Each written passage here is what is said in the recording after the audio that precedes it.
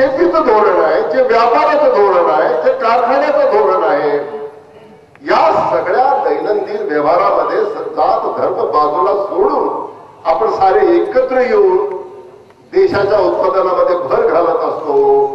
हाच तर काँग्रेसचा विचार आहे. काय काँग्रेसने वेगळं सांगितलंय?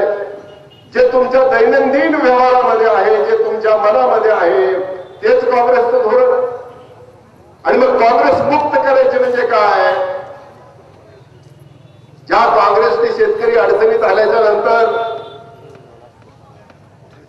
त्याच्या डोक्यावरनं 70-71 कोटीचं कर्ज बाजूला सारलं, ज्या शेतकऱ्याच्यासाठी 0 व्याजदराने 1 लाखापर्यंत कर्ज दिलं, 2% वरच्या 2 लाखाचं कर्ज दिलं,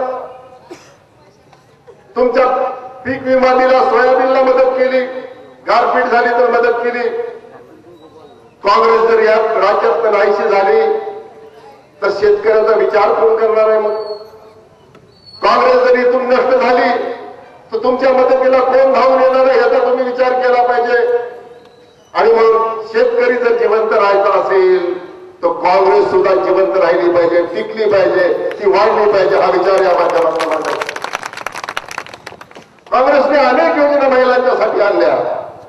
जे गरीब शेतकरी आहेत, जे गरीब महिला आहेत, ज्यांचं वय 60 वर्षापेक्षा जास्त झालंय, अंगामध्ये ताकद होती तेव्हा मोलमजुरी केली, शेतामध्ये काम केलं, फॅक्टरीमध्ये काम केलं.